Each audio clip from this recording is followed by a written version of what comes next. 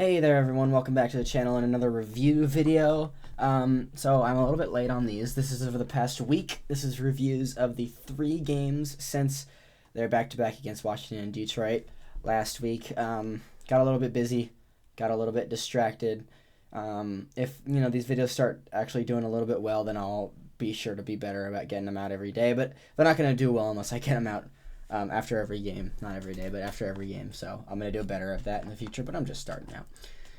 But these are going to be quick reviews of the Sharks games against the Panthers, Lightning, and Rangers. So to start out with the Panthers game on Monday, January 19th of 2026, this was a 4-1 regulation victory over the Panthers, and this was a game. This was a fun game. This was an eventful game.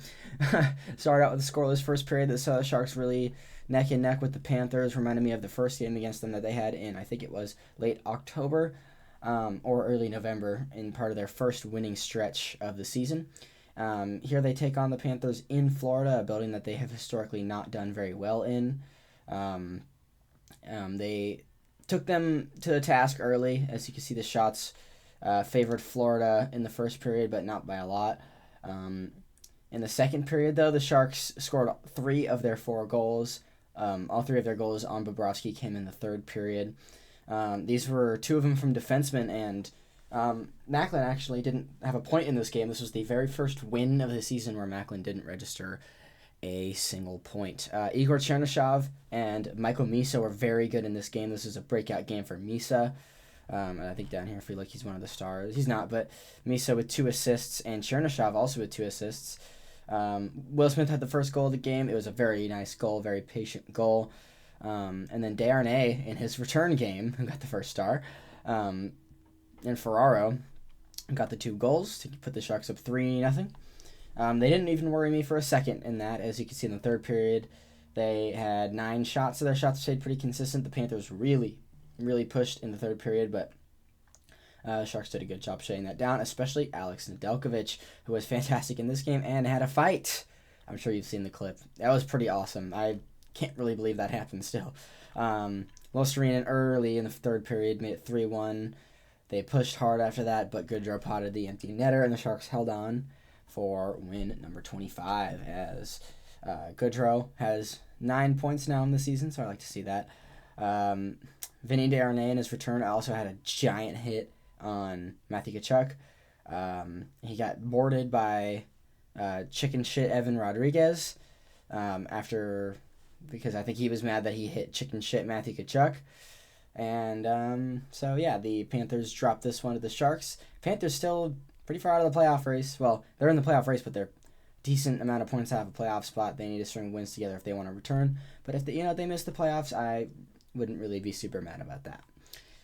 So yeah, this was a good one for the Sharks. Moving on to the game the day after on Tuesday. This was a rough one. The Lightning beat the Sharks 4-1 at home ice, sweeping the season series of 2 games with the Sharks. Sharks actually outshot them in this game, but that was not indicative of the possession time. If they had ozone possession time on this, then they would be dominated by the Lightning. The Sharks actually scored first in this game. It was Toffoli from Eklund and Wenberg, and from there on it was all Lightning. It was actually a tight start to the game. The Sharks had a good step early. Actually outshot the Lightning in the first period and the third period. I didn't realize that, but their first period was 9 shots were a lot better than their third period 9 shots. This was a really flat game. People can call this a scheduled loss. It's one of those where it's like, it's a really tough opponent, second half of back-to-back road game. This is when you kind of expect to lose, but I wanted the Sharks to play better, and there was a couple notable things about this game, but I kind of forget. That's why I need to do the reviews day of.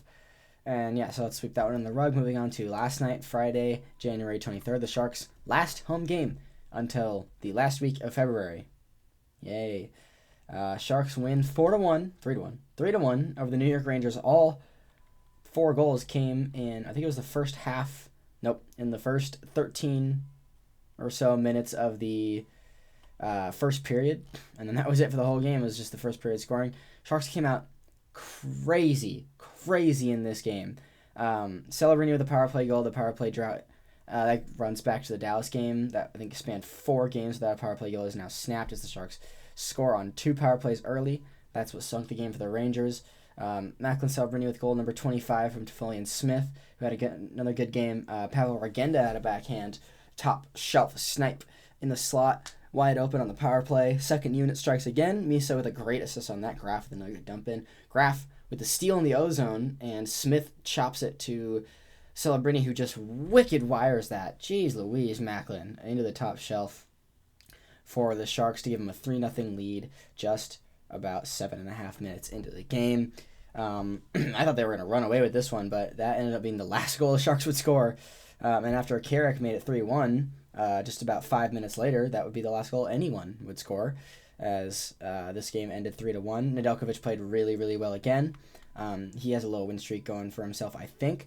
And he's the starter. He played really well in this one, really well in Florida, really well against Dallas. I think he was the goalie against the Capitals as well. So yeah, he was. I remember. Yeah. So that's at least 4 wins in a row for Nedeljkovic, and that's at least 2 losses in a row for Askarov. So as much as I would like that to be the opposite, it's okay. We have a good goalie. Let's run with him. Do not trade this guy. Extend him. And another good game from Macklin and Smith as Macklin comes off his micro slump, his second of the season. Let's hope he goes on a little micro run, or maybe maybe a giant run. As the Sharks take this one. Line combinations for this game were very intriguing. The first line was the Hobey Baker line, the Celebrini, Smith, and Graf. They all connected on this goal here.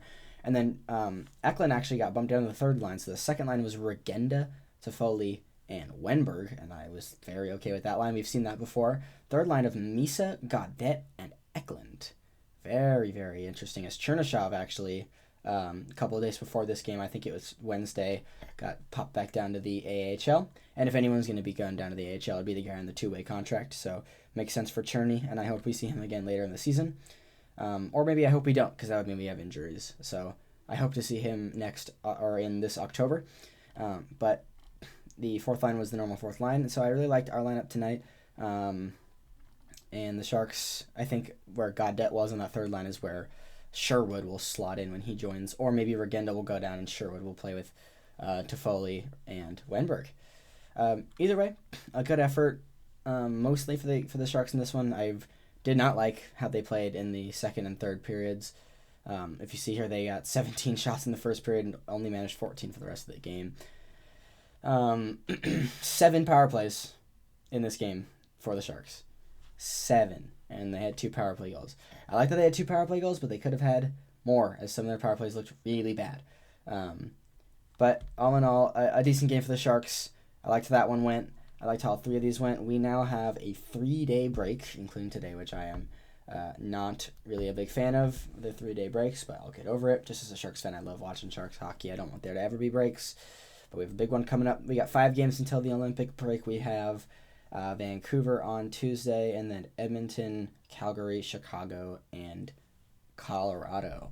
I really want the Sharks to win 3 of those games. I want them to win the Vancouver one, I want them to win the Calgary one, and I want them to win the Chicago one.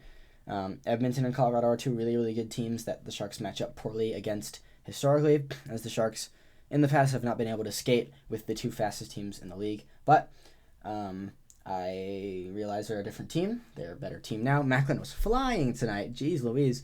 So let's hope he brings that against McDavid and McKinnon, as the Sharks are 1-1 against the Avalanche this year. So let's see if they can win that season series. The Sharks actually haven't played the Oilers yet this season, or the Blackhawks. So those will be interesting tests to see those 2 games. Let's hope they can win 6 in a row going into the Olympic break. If they can win all 5 of these games, that would be nice.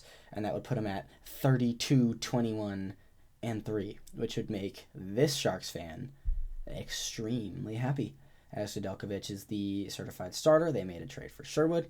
I want to see a defenseman get acquired. Mason Lohrei is number 1 on my list, but I realized they were talking about Braden Schneider last night as New York was in town. So if that's who they grab, fine by me. I would prefer Lohrei, as he's bigger and a better defender, longer stick, younger guy. So I want that, but either of those guys would be nice, or a different guy. Just please do not sell the ship for a big fish. It's not the year for that.